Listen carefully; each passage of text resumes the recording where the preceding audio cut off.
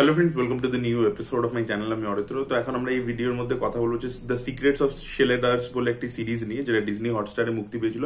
6টা এপিসোড রয়েছে, প্রতিটা এপিসোডে 8 ঘন্টা করে রান টাইম। তো ওভারঅল বলতে পারেন 3 ঘন্টা একটু প্লাস রান টাইম আর কি টোটাল। তো বেসিক্যালি একটা সিনেমা এটাকে বলা যেতে পারে আর কি। এবং এটা ডিরেক্ট করেছে হচ্ছে আদিত্য সরপোদ্দার এবং লিড চরিত্র প্লে করেছে রাজীব খান্ডেলওয়াল। তো এই সিরিজটা দেখার সময় আমার বারবার সোনাদার কথা মনে পড়ছে। আচ্ছা, বাই দ্য ওয়ে, এটা কিন্তু রিসেন্ট রিলিজ করেনি, 3 সপ্তাহ মতো আগে রিলিজ করেছে। আমি তখন দেখা শুরু করে দিয়েছিলাম, বাট প্রথম কিছু এপিসোড দেখার পরে না আমার ভালো লাগছিল না সেইভাবে। তো আমি বন্ধ করে দিই, আবার আমি রিজিউম করে কমপ্লিট করেছি। তো আমি তাই জন্য ভাবলাম যে ভিডিওটা বানিয়ে আপনাদেরকে জানিয়ে দিই আমার ফিডব্যাকটা। আপনারা চাইলে দেখতে পারেন।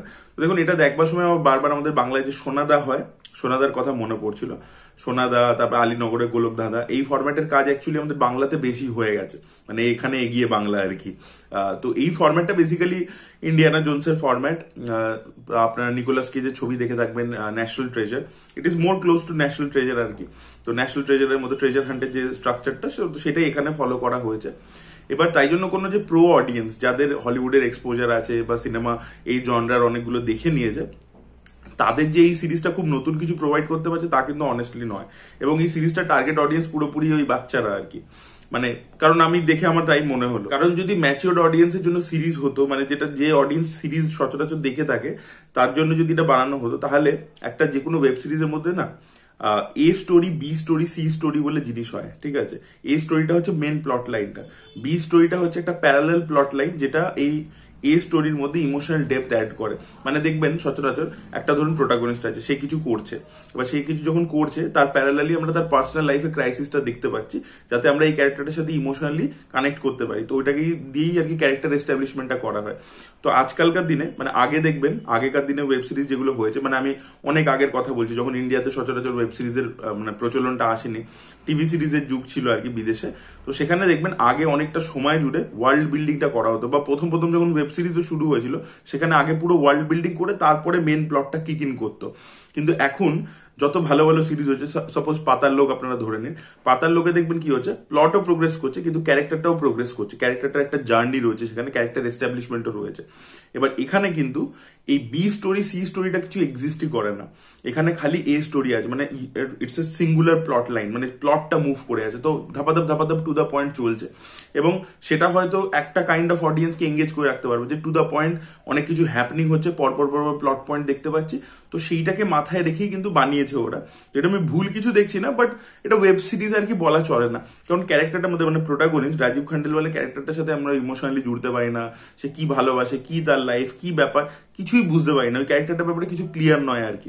এবং same goes for other characters also. সিরিজটার কোনো ক্যারেক্টারই সেভাবে ইন্টারেস্টিং নয় যে মনে থেকে যাবে কাজটা শেষ হওয়ার পরে।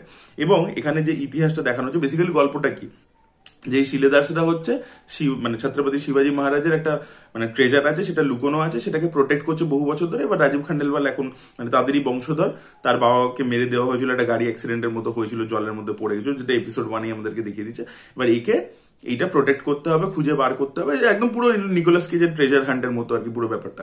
এখানে এই যে হিস্ট্রিটার সাথে কানেক্ট করে যে জিনিসটাকে দেখানো হয়েছে, যেটা হয়ে থাকে, যেটা ন্যাশনাল ট্রেজারের ক্ষেত্রে ছিল। তো ন্যাশনাল ট্রেজার যদি আপনারা দেখেন, সেখানে এত সুন্দর করে আমেরিকান পলিটিক্স, ইতিহাস, সেটাকে জুড়ে এমন করে সুন্দর করে হিস্ট্রিটাকে প্রেজেন্ট করে, ওগুলো তো অল্টারনেট হিস্ট্রি বেসিক্যালি। তো সেটাকে এমনভাবে প্রেজেন্ট করেছিল আপনার ভালো লাগে দেখতে, যেটা কিছুটা লেভেল অব্দি আমি বলবো দুর্গেশ ঘরের গুপ্তধনও করতে পেরেছিল, বা আলীনগরের গোলক দাদা খুব ভালো করে করতে পেরেছিল। তো এগুলো করা যেতেই পারে, কিন্তু এখানে যে হিস্ট্রিটা দেখাচ্ছে সেটা আমার অতটা ইন্টারেস্টিং লাগে। ওই জন্য আমি বললাম না যে আমি এপিসোডগুলো দেখা শুরু করেছিলাম, টু দ্য পয়েন্টই চলছে, কিন্তু না খুব খুব প্রেডিক্টেবল ওয়েতে চলছে জিনিসটা। মানে আমি যেহেতু আমি দেখেছি বাংলাতে আমাদের এইগুলো, এই জনরাটা অনেকগুলো হয়ে গেছে কাজ, এবং হলিউডেরও কাজ দেখেছি, তাই জন্য আমার খুব প্রেডিক্টেবল লাগছিল, যে মনে হচ্ছে এই ক্যারেক্টারটা এটাই করবে, সেটাই হচ্ছে। তো তাই জন্য আমার দেখতে ভালো লাগছিল না। এবং যদি হিস্ট্রিটা খুব ইন্টারেস্টিং হতো, ফ্যাসিনেটিং, যে অল্টারনেট যে জিনিসটা দেখাচ্ছে সেটার মধ্যে যদি খুব ইন্টারেস্টিং কিছু ব্যাপার থাকতো, তাহলে হয়তো অ্যাজ আ মানে পিস অফ ইনফরমেশনও দেখতে ভালো লাগতো। সেটাও যেহেতু খুব একটা ইন্টারেস্টিং কিছু হচ্ছে না, তাই জন্য না মানে এঙ্গেজমেন্টটা ছিল না আমার। তো আমার জন্য পার্সোনালি খুব একটা ওয়ার্ক করেনি, বাট আমি বুঝতে পেরেছি সিরিজটা পুরোপুরি বানানো হয়েছে মানে একটা ইয়াং অডিয়েন্সকে মাথায় রেখে, যাদের অতটা বেশি এক্সপোজার নেই। তো তাদের জন্য কোথাও গিয়ে সিরিজটা ওয়ার্ক করবে, বিকজ আগেন ফাস্ট পেস জিনিসপত্র, এবং খুব ট্রাভেল করছে, বিভিন্ন লোকেশনসে যাচ্ছে, দেখাচ্ছে আর কি, ক্লুজ ডিটেক্ট করে করে বার করছে, যেরকম সোনাদার এর মধ্যে আমরা দেখে থাকি বা ইন্ডিয়ানা জোনসে দেখে থাকি। তো সেটাই আর কি হচ্ছে, তো সেটা অনেকের ইন্টারেস্টিং লাগবে আর কি। আর আদিত্য সারপোদ্দারকে যে নেওয়া হয়েছে, আদিত্য সারপোদ্দারের একটা স্পেশালিটি হচ্ছে হরর কমেডির মধ্যে। উনি কিন্তু মারাঠি ছবিতেও হরর কমেডি বানিয়েছেন। এখানে আমি বুঝতে পারছি যেহেতু মহারাষ্ট্রের একটা সেন্টিমেন্ট রয়েছে, একটা ইতিহাস রয়েছে, সেটাকে হ্যান্ডেল করতে হবে বলে একজন মারাঠি ডিরেক্টরকে নেওয়া হয়েছে যে ওটা সেন্সিটিভলি ডিল করতে পারবে।